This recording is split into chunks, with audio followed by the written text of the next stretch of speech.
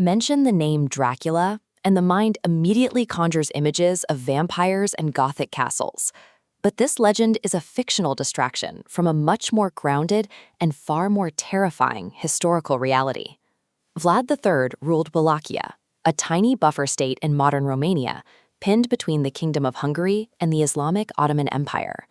Geography turned Wallachia into a geopolitical meat grinder, systematically devastated by proxy wars and shifting alliances as these superpowers fought for dominance.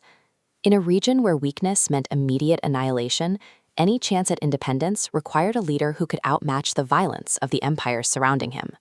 Vlad's survival instincts were sharpened through trauma. As a teenager, he was handed over to the Ottomans as a political hostage, where he witnessed their brutal military discipline firsthand, all while receiving word that his father and brother had been murdered by rivals back home. When he finally secured power, he inherited a total vacuum.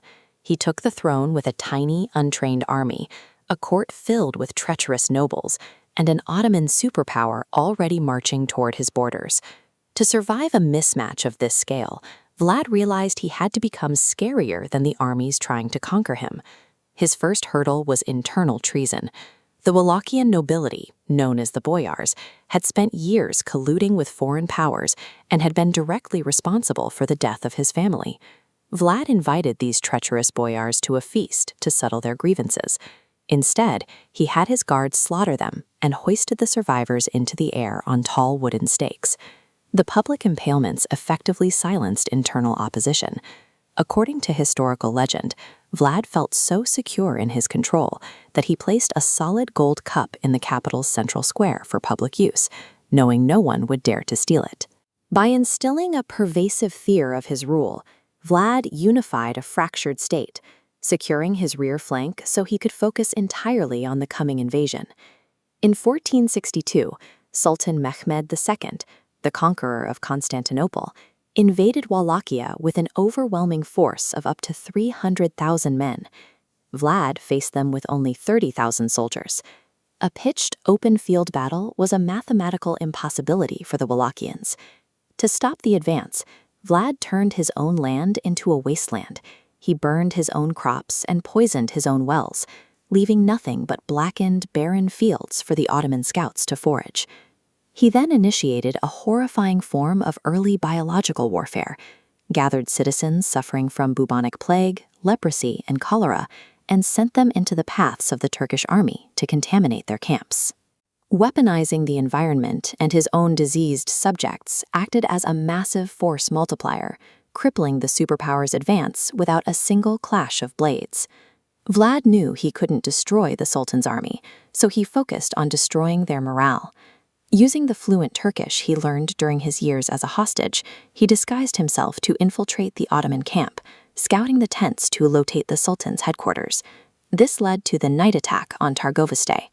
Vlad launched a chaotic midnight ambush straight into the heart of the Ottoman camp, designed to cause mass panic and assassinate the Sultan in his bed. The assassination failed, but the psychological warfare reached its climax the following day. As the Ottomans resumed their march toward the capital, they stumbled upon a scene that would end the campaign. They discovered 20,000 Ottoman prisoners staked into the ground in a miles-long forest of the Impaled, a display of carnage designed specifically to break the will of the survivors.